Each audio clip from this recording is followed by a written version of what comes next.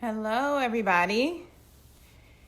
I'm going to give it a few more minutes and let people join in, and we're going to wait on Mangue to join us in just a moment. But thank you all for coming. I'm looking at thank you. This is the pink Rihanna Fenty lip stain. So thank you. It's my favorite. I bought it on New Year's. I'm all about it for the rest of the year. But I'm so excited to have you all join us. I want to point out something before we get started.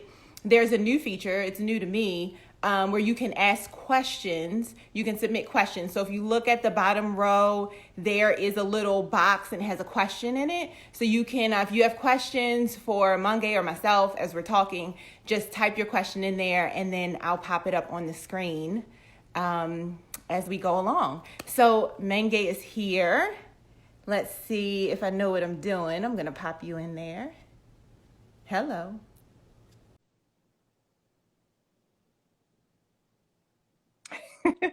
I'm looking at people's Hey, comments. Hey, how are you? Oh, let's great. jump into it. So I was talking a little bit about you while you weren't here.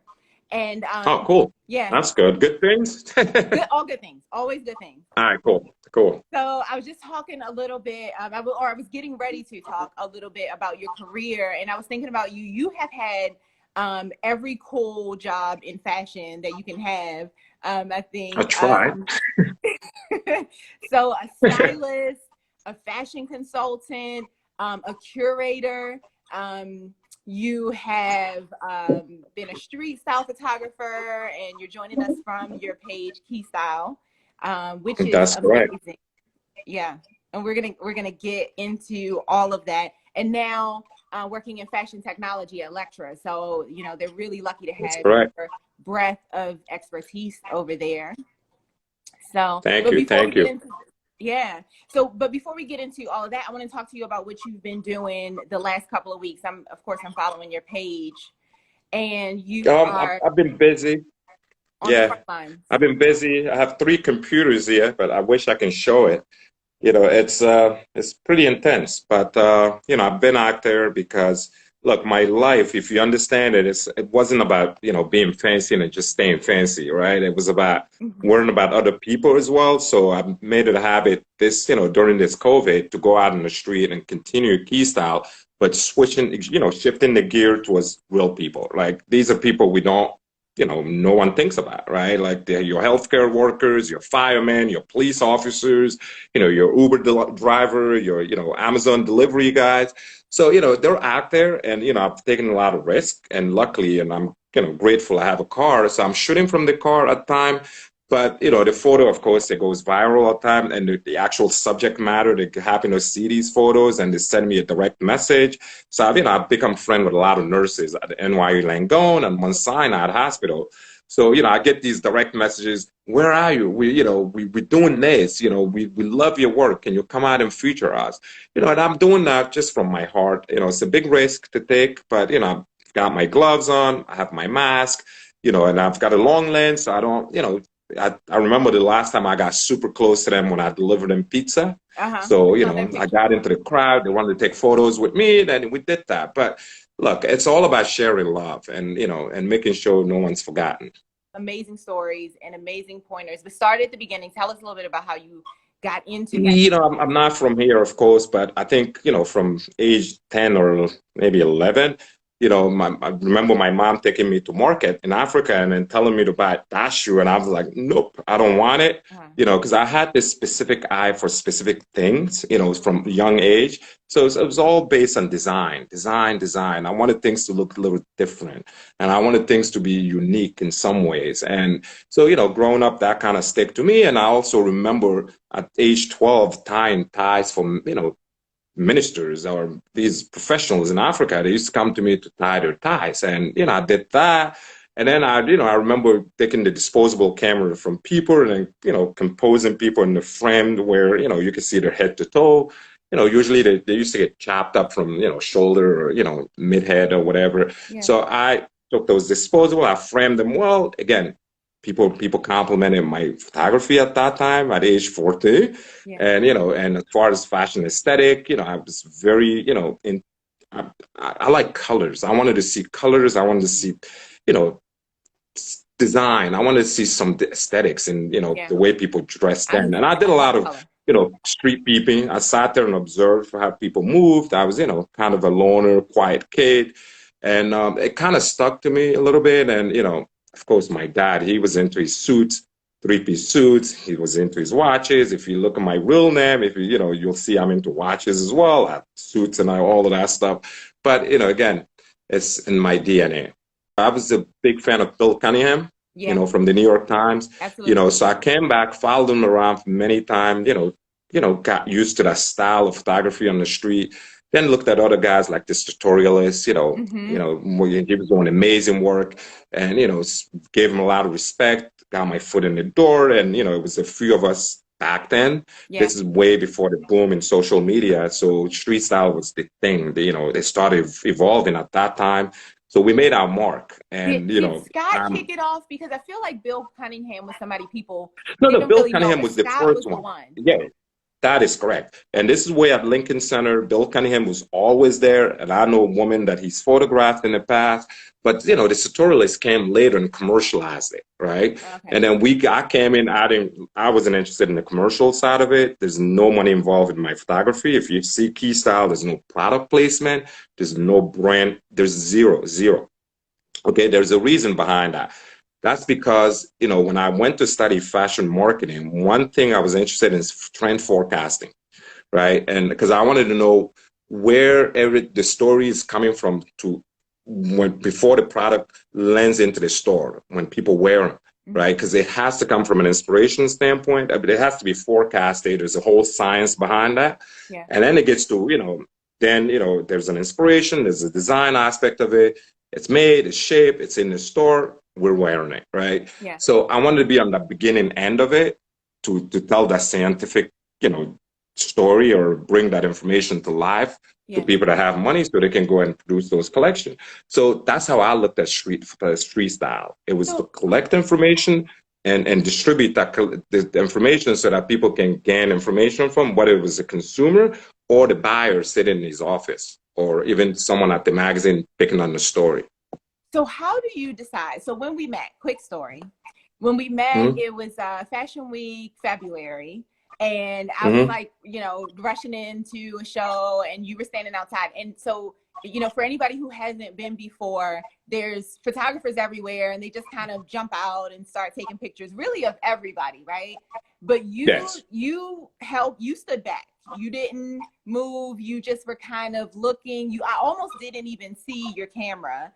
And so I noticed that, right? I noticed the fact that you were being very judicious about your choices. Okay. And after I went and looked at Key Style, I think that comes through. I mean, you get images not just of celebrities, but you get images of the women who are making fashion right now, right? Especially the sisters who are in the business, who show up. I mean, it's really the fashion's impeccable, right? It's not just sensational. How do you choose when you're moved? Like when you want to come off and pull your camera out your bag? Well, look, there's a science, right? I mean, I think speaking of science, then you have to take leadership approach in whatever you do, right? So we, after we mastered the whole thing way before the boom in street style, we perfected the way to do it, right? So we knew we could tell who owns their clothes and who's there just to be photographed.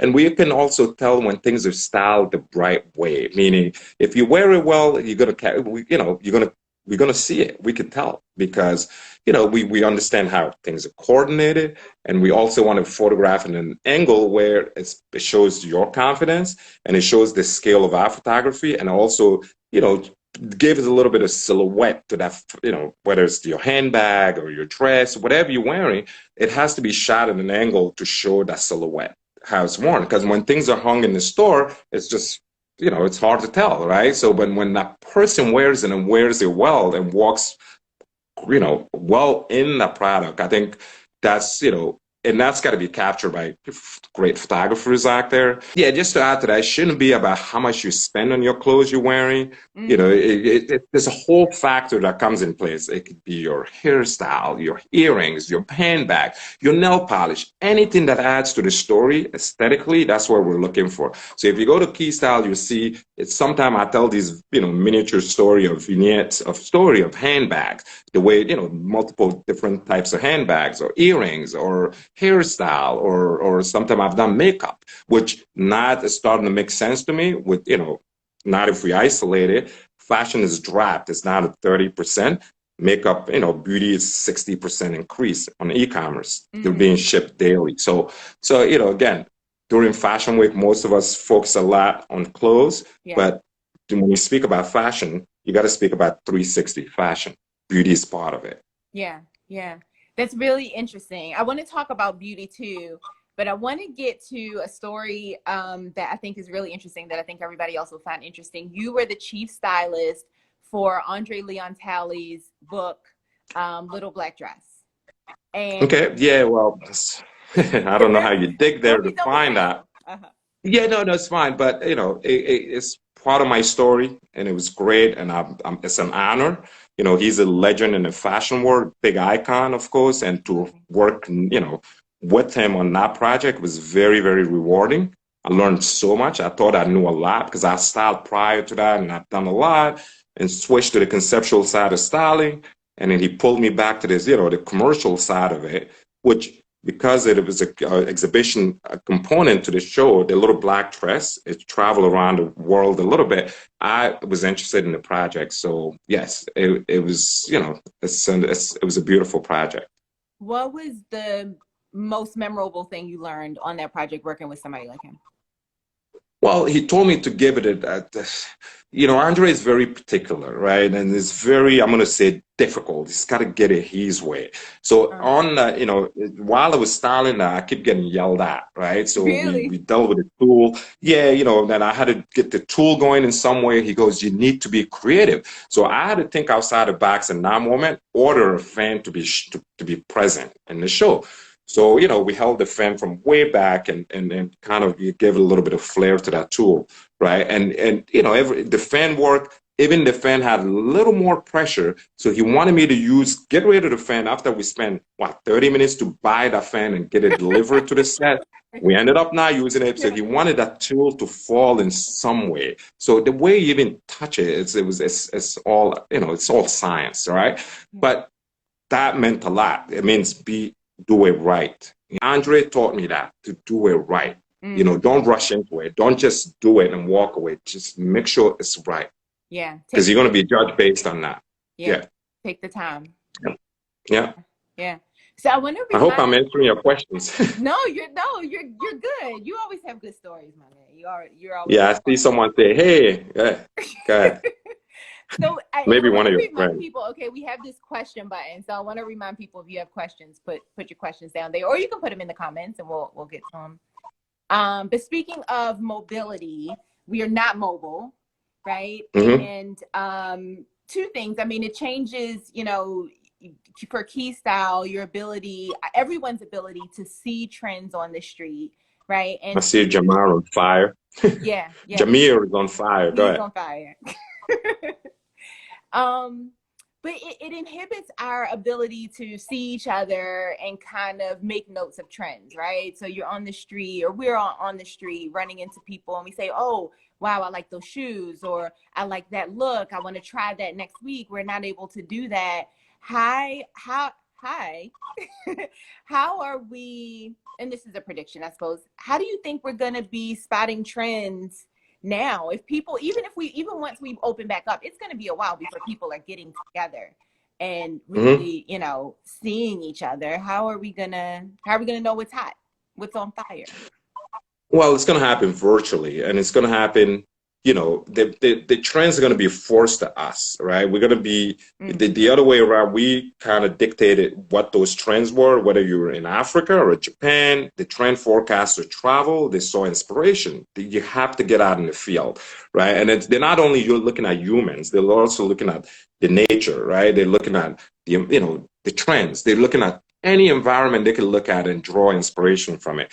So because we're not moving, they're limited to gathering those information, but they're going to focus a little more into the virtual space, right?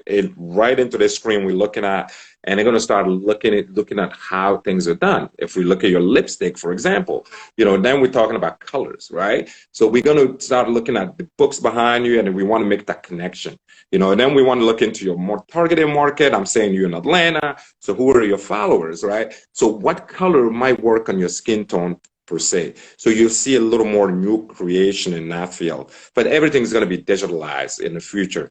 And I don't know if makeup. I just said makeup's increased to 60%. There's other technology companies that are not letting you go out to try on anything anymore. You could just, look in your phone. You can, you can look at different skin tone. You can apply it. You can see yourself in your, it's like a mirror image of you, and you can apply and rub it, rub any kind of solution and see how it looks, and you can make a decision at that point and move on, buy it, and it'll get shipped to you.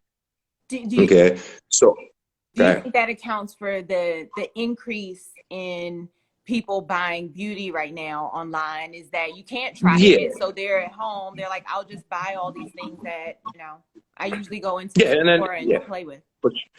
You got it. And then also the max is going to be up to here, so we know that from this point up, you got to look good, right? So because you have to, when you go out publicly, you still want to live your normal life. So makeup, a beauty is going to play a lot of, with the mask, aesthetics, you're going to see a lot of beauty factors, right? And so people are going to try to express themselves differently, right? Because the mask might not add so much to your fashion attire. It can, depending on the type of mask, because we're able to make our own these days. But, people are going to want to, make sure they're presentable. So beauty is that. So that's why those sales are increasing. And as you notice, the world didn't stop. Yeah, we're isolated. We're not on the street. I'm moving. I'm working. I'm busy, right? Some days are tough. Some days are, like today, I woke up. We had conference call from 9 a.m. to 5, nonstop, back to back. And we're dealing with the global world. People are calling in from France. They're calling in from Mexico. So the time difference is, just to take in consideration. So if you were in Paris and you had to get on the 9 a.m., I'm sorry, if you're in New York and you have to get on their, 5-hour difference meeting, chances are you're just walking up, right? Yeah. If the meeting is supposed to be at 12 o'clock, so you want to make sure you look apart. So that's where beauty becomes, very, very important. All the getting up for the Zoom calls. We gotta, I tend to stay off camera on my Zoom calls. Yeah, but depending on the client you're facing, you might be forced to, turn that on because you want to sell him something. You want to show a little bit of character, a little bit of personality. So those are working. And then, you talk about trends, the resale market is also trending out there. This is a moment to clean up your closet. So we're doing a lot of studies on that where people are frustrated, they're product. Things are becoming nothing to them, and we understand that as far as the fashion world, the fast fashion is going to change tremendously. People are going to spend money differently on certain product. Yeah. So if you had stuff in your closet and you're cleaning up now, you're pushing them through those Poshmark or Heroin, the Real, any of those platforms. So you can make at least some kind of money off of it, because chances are you want to downsize or you want to move out of Atlanta or New York, any of these big cities to where you're from. So, you want to go back to that mobility. You don't want to move with a lot of stuff, right? So you want to make as much money you can make off your old, Chloe bag or Gucci or Dolce. You just want to get them out of there and just simplify your life into classics, Absolutely. And so I have a theory about luxury, and we're seeing all these reports that are saying that, luxury is obviously suffering, that maybe it won't come back, that kind of thing. But I believe luxury. Keep talking. I'm gonna move and do something. Keep talking. Okay. So I believe that, and you and I have talked about this, I believe that luxury is going to really have a moment where people are going to get back to collecting artifacts. They're going to be more conscious of their luxury purchases, right? And so rather than having, 3 monogram Louis bags, I'm going to pick that one that's really special that I'm going to pass down to my daughter. I'm going to start buying fine jewelry again, right? And start picking those things that are meaningful to spend my money on and that have some longevity versus kind of this conspicuous consumption kind of thing. Yes.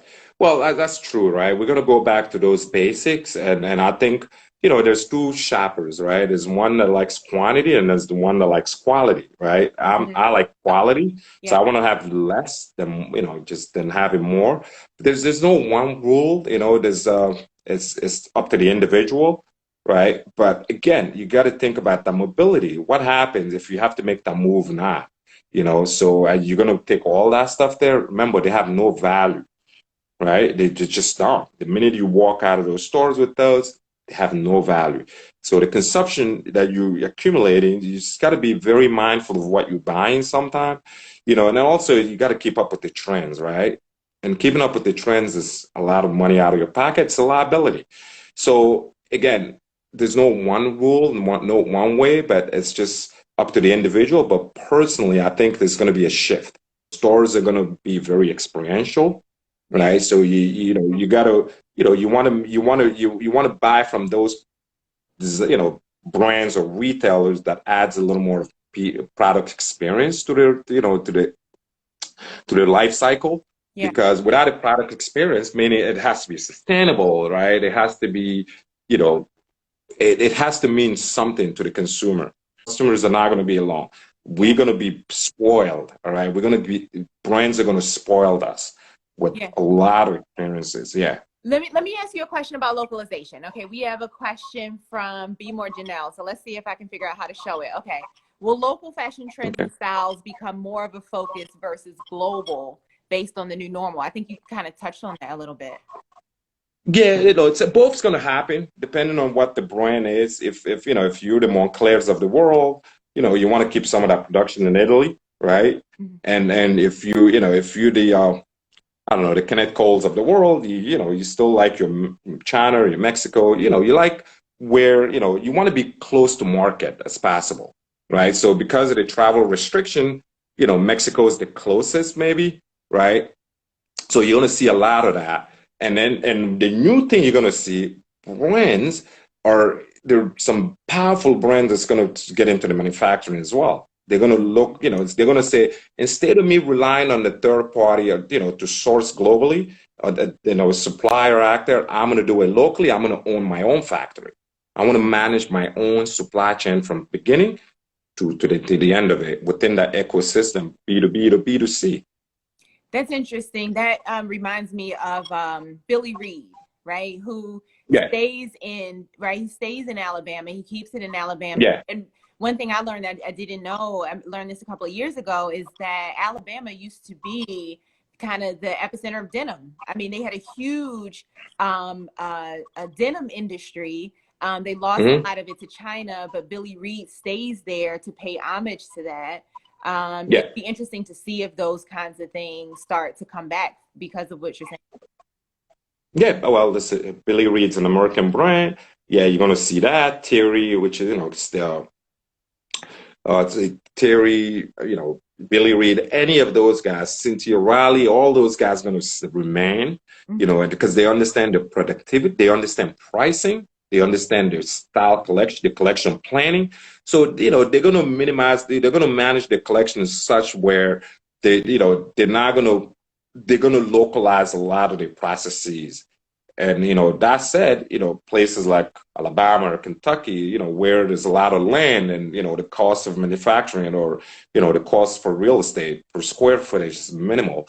They're gonna, a lot of fashion things are gonna start happening there. So now I was saying, like for example, I'm a lecturer. Lecturer, we have it's a big global brand, of course, 2,000 employees around the globe, and we have a big operation in Atlanta. They have a big cutting machine there, because the lecture is known from, cutting it to, into this new space we're in, Industry 4.0, which means, big data, cloud, artificial intelligence, Internet of Things.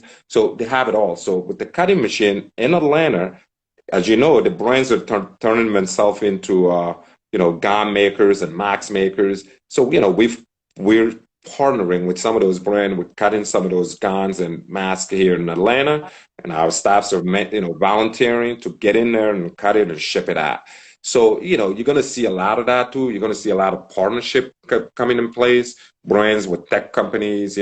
what technologies are you seeing that are important in fashion right now? You know, especially with what Lecture. I know Lecture does a lot of things.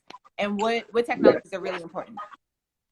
Lecter is a leader in the fashion world, but again, we're on the back end. You don't hear about them, you know, at least if you're in the consumer side. But if you're in the manufacturing and supply chain, they're one of the biggest premium fashion tech company in the world, right? So my group, there's a lot of fun things. There's, you know, we have solution for pattern making, grading, you know, all your CAD, you know, the CAD solution, computer aided design software. So we have Toledo, Modaris. You know, we have the group I'm part of is called Cubics Link. Mm-hmm. And Cubics Link is it's beautiful. What it does is it connects, you know, your five universes, which is something called PLM, Product Life Cycle Management Yeah. software. So within the PLM, you have your collection plan, your material, you can manage your material, you have your style, which you can manage, you have your supplier, you can manage those guys as well, and your request for code. So doing all of that in an innovative, collaborative way on one software using the cloud, meaning if, for example, if you have 1,000 employees working from home now, how can they all work seamlessly at the same time without any interruption? No Excel files are used. They're onto the same platform and they're distributing information as instantly. The best, you know, like there's no, it's through the cloud, right? So it's all instant and you can use multi-devices to do this. So think about your collection being stuck in China now. How do you communicate if they're not at the office or at the factory? You know, and or let's say they're working from home, you need some compliances documentation. How do you get that? Right? They got to go fax it, upload it, send it to you. If they don't have that ability, then, you know, there's no way to, transmit those information. But their ability to, on the same platform, upload that thing, just like, you know, when you upload any images on any like Dropbox or anything like that, and then me seeing that in the US instantly as he's doing it and grabbing it and moving on, right? So it's very intuitive, it's flexible, it connects to different, you know, ERP system like your ERPs. I mean, that's very nerdy, or your, you know, wholesale, you know, content management site. So there's a lot of things that happens there on Cubics Links, because you're able to not only manage your digital assets, you're also able to manage your product life cycle and your product information you can manage, meaning, you know, we're all see the same product on, maybe it's on Amazon, it's on Bed Bath and Beyond, it's on all these platforms, same product, same vendor. So how do you describe that product and push a button, one click, and it distributes to all those third-party e-commerce platform with the same exact information? You don't have to do it again. It's one time, it saves everyone time. And then also, you know, you have your product content management and your product experience management solution application, which is all native in this solution. That's one. Then we have another one that's called RedView. It's used for benchmarking, meaning if you are the Gucci's of the world, right, and you're selling that in this COVID-19, and you want to know what Dolce is doing, and you want to know what Versace and Fendi is doing. So with RedView, we can benchmark real data. We can tell you exactly how they're selling, what they're selling, how much they're selling at, and who's buying it. So we can take all that information, give it to you if you if you're the Chanel's of the world. So you can look at that activity and you can say, all right, Gucci sold more cotton or more denim, you know, or are pushing more accessories during COVID-19. So we need to do a little more of that. Or if they're doing a sale now, they're at 30%. You know what? I can go 40 and then knock them out of the way. Or we know exactly how often the frequency of pushing those campaigns. We're going to take those data and we're going to do a little more of that. If they're lunching at 1 in the morning, 1 in the evening, we're going to do 1 in the morning, 1 in the afternoon, 1 in the evening, because we can overdo it a little bit. We're going to do a little more of that. You know, what fabric they're using, what color they're selling. You know, are people buying more pink sweaters from Gucci and Dolce and Versace, or so all those information are very important for your benchmarking, so you can plan better for your product, margins. Yeah. So your clients are not just the designers who are looking for, cut sew processes and manufacturing processes. Your clients are also analyst departments, marketing departments who are trying to keep up with kind of, what's happening real time in the market.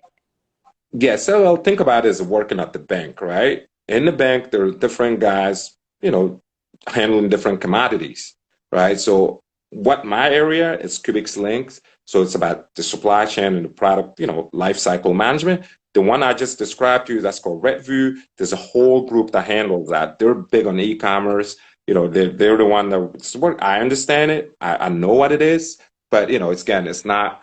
I'm not certified to sell that or even show it to someone, but I know what it is. I'm educating myself on that. But what have my expertise in is your product life cycle management. So I'm going from inception to design to you get to market. So we want to make sure your colors are managed, your fabrics are managed, all your costs and all those business rules are applied so that you're not making any mistake as you move your product to market, Okay. right? Because you got to stick to budget, and we also want to cut time. Remember the old way: you get a sample, you ship it to China, they work on it again, they ship it back, you do your fitting, you send it back. We're talking 3 months before you get. Did you perfect that? So now, in this moment in time, using our solution, you could do it in less than a month. Wow. Maybe 2 weeks. Yeah. Yeah. So let me ask you this then, with that time compression, right, in the production cycle, there's been a conversation for, I don't know, the last 5 or 6 years, right, about time compression in the sales cycle because with the runway and the runway to retail system, it's kind of falling apart because customers are able to see the fashion shows, they're able to kind of be at all the fashion weeks, right? The see now, buy now model. People have been playing around with it. Tom Ford decided he was going to try it. It didn't work. Maybe he was too soon. Do you think with the access, a combination of things, the access to the level of information that you're talking about, right, across the industry, and then also the because of COVID, right? Because you have cancellations of fashion weeks into we don't know when. So the schedule has been all mixed up, that people really, really will now start to engage see now, buy now, right? Where runway shows are gonna be maybe less important. Hold on, I'll pull up. Jameer had his question. This is the big question. What is your idea of the future of runway? Do we think Fashion Week is going to be less important and people will do what they want when they want? Well, yeah, well, it's not good. It's not because people are gonna keep doing what they're doing, but they have to adapt, right? So all the players that were playing in the fashion space are gonna keep playing, but they just have to adapt real quick. Meaning they have to, adapt to these what we're doing here, the virtual space. But in the tech world, we know that yes, not only they're adapting there, but they have to embrace something called augmented reality. So right? So they have to get into that. They have to get into that world of of AR in order to do greater things. For example, they're going to make those shows a little more experiential. They're going to put on they're going to put on a show, man. Like a band. Someone's going to perform. And within that performance, you're going to see a fashion show happening in augmented, like in some kind of augmented reality within that. And you can click another button on that screen during that, fake world and shop, right? You've seen it before. Gamers done it. You could see these, you could be in this virtual space and you can see a Gucci store and buy from there. They'll create a runway store within that and people will still do what they're doing. And it's got to be managed the same way because, look, they need those collections got to be present. Those styles got to be fitted, and the models got to be chosen, so whether it's the real model we used to or the cloned to look as realistic as it is, because you and I know we follow some people on Instagram that are unhuman. I don't know if you've heard of that. I I actually, Okay. there's a magazine, I believe it's Strut magazine that I follow. Mhm. And they posted a story last week about a virtual model. It's a Yeah. South African designer who created this virtual model. And I actually had a visceral reaction. I usually don't like write on other people's pages, but I wrote this whole long thing about how I'm not really down with the virtual models because I think it creates room for people to define perfection and define beauty in very narrow standards, and we don't get an opportunity to see people like Winnie Harlow. Winnie Harlow would not have had a career, 10 years ago, 20 years ago, or even Tyson Beckford when he first came out. If you see the first Tyson Beckford, Ralph Lauren images, Hmm. he looked strange. But when you have real models, you get a chance to see real people who look different. Like you get to redefine beauty over and over and over again, freckles and albinos and all these things. And so it makes me nervous, the idea of AR models where, someone sitting Yeah. behind a computer kind of creating Yeah. beauty, and we try to fit that. Yeah, let me go back a little bit. Again, that's one way of looking at it. Remember, technical people are not going to back down, right? They're going to want to rule the world. But Yes. yes, they will. We know it, we hear it, I see them, and then, this is the moment. This is the digital transformation and industry 4.0, everything being the cloud. And once you get the 5G up there, then, we're up for a lot, right? So because they're using them now, the ability to walk into an Amazon store, shop, you don't touch a what, just grab and go, you get charged automatic. So there's stuff happening. But because of all these evolution, we still believe authenticity is key, Mm-hmm. right? That's what you're talking about, the realness of Yeah. things. Yeah. Coming out of this isolation, most of us are going to gravitate towards the real people, the real brands, people that are authentic, Yeah. right? And that's going to garner a lot of collaboration between people, right? You hear a few years ago, you couldn't sit, you can't sit with me, you can't do that. So now everyone's like, everyone needs everyone. I'm like, I want to hang with the guy in the corner now, right? Because before I just drove past them with my fancy watches. No, no, no. I need all those people, right? I need them all. I just do. I'm hungry. There was an article written about me the other day. I don't believe in the word social distancing. I think it's physical distancing. We've always been social distance. We've been social distance for many years. Because I have friends, when I text them, they text me back. When I call them, they don't answer. And I text them, dude, what's going on? You have time to reply to Right. me, but you don't have time to pick up my call. I'm traditional. I like that. I want to hear your voice. I want to see people, so that's me. All right. If you look at my way of shopping, I'm not a big e-commerce guy, even though I'm in the tech space, Mm-hmm. right? I like my sales associates in the store. I want to build a relationship with them. I want to be able to call them if they have to hold something for me, and if I have an event that I'm doing personally, I want to invite them. I want them to be a part of my circle, right? And, because when they trust you, you trust them, you buy the right product, right? Not all salespeople just want to take your stuff. Sometimes they'll tell them that's not, I've gotten few returns on those. It wasn't well made. Stay away from that. Save your money. So, but you need some kind of you need people, right? So speaking of that, yes, we're gonna try to be as technical as we want to be, in the future. But there's gonna be that group of people that are still gonna be, in tune into, like, you'll see. I mean, our way of communicating will change. Yes, the beginning is gonna be challenging to the end of this year, but come 2020, 21, you know, locality again. I'm going to go back to that word. Your little shop in your neighborhood, it's going to means a lot to you, right? You're going to want to support them. You're going to want to buy a fewer item from them, and all of that's going to be real to us, Yeah. right? And so I think it's something to keep in mind, that authenticity is going to be key.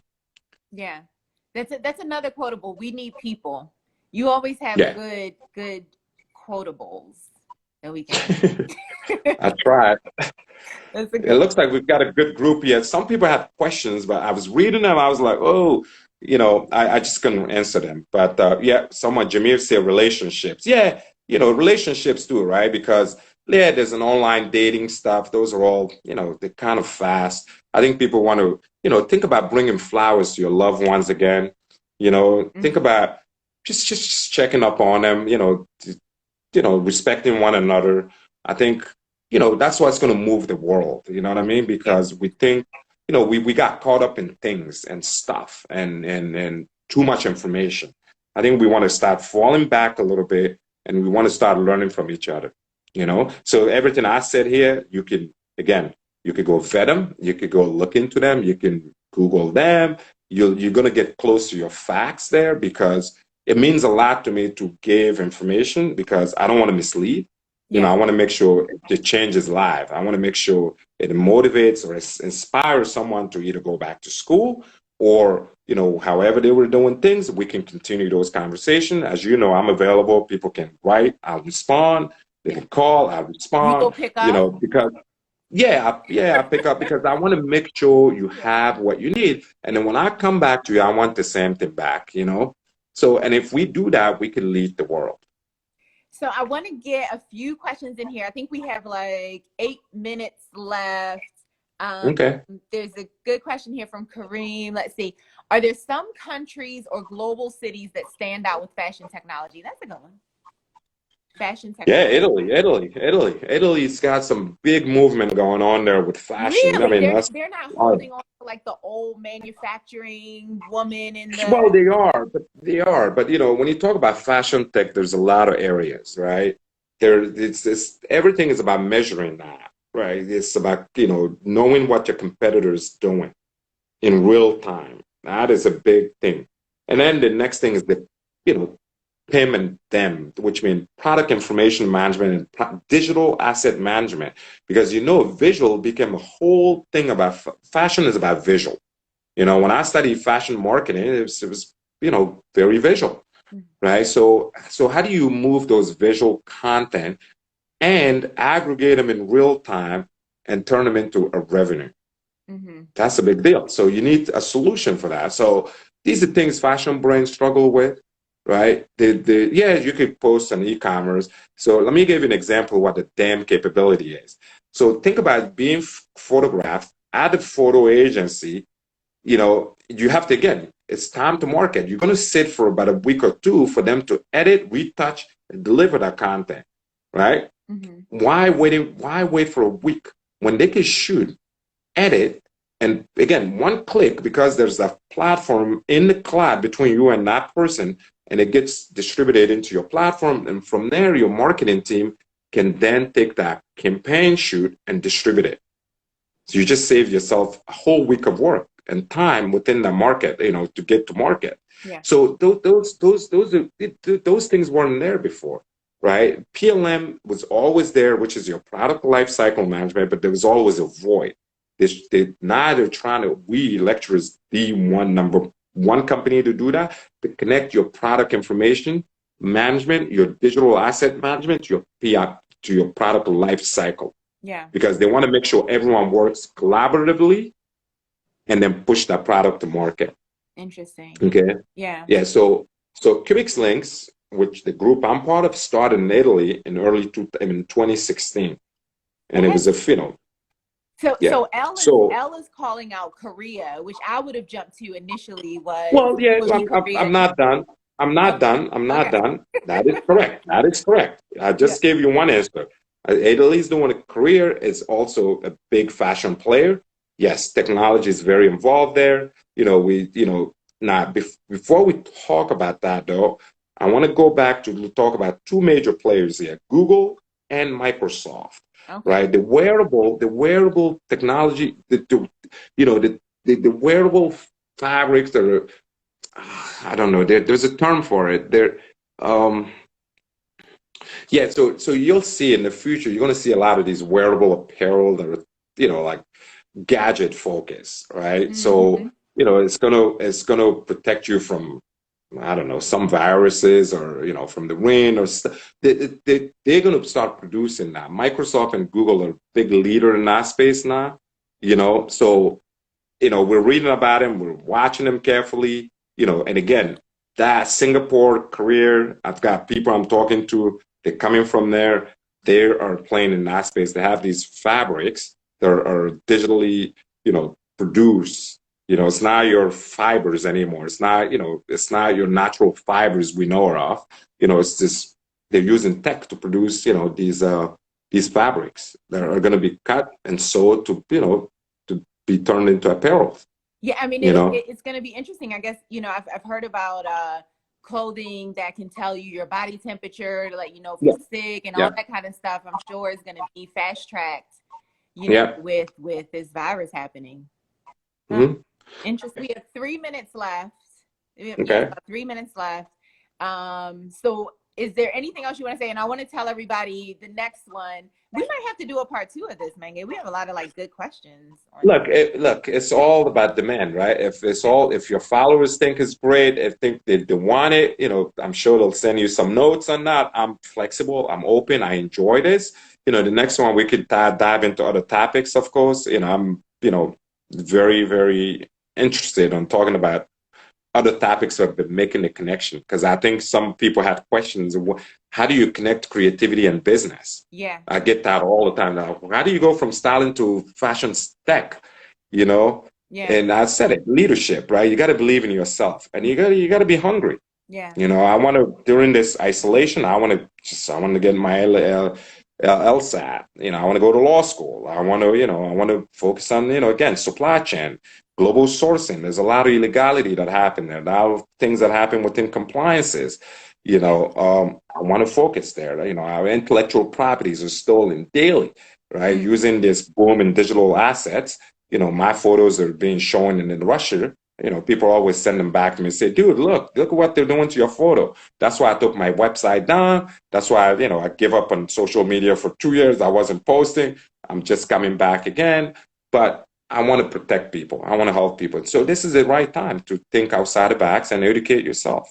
Well, I will take a survey. We will see about a part 2. I do want to tell you I'm going to get on with one of our mutual friends. Larry Cool. Osei Mintz and I are going to talk about art and fashion. And Today? yeah, we're going to talk about, put art Oh, on wow. You got TikTok. energy there. Huh? I know, Larry. Tell him I say hi. I will. I know. I know you know him. So this is gonna be a fun one because there's like Pierre Moss and Derek Adams have done some collaborations, and there's some really cool stuff that's happening with artists. I mean, Virgil Abloh is the prototype, right? He's always making these references to art and then moving into the art space. So that's gonna be the next one. That'll be a fun one. But we may, you and I may get together again.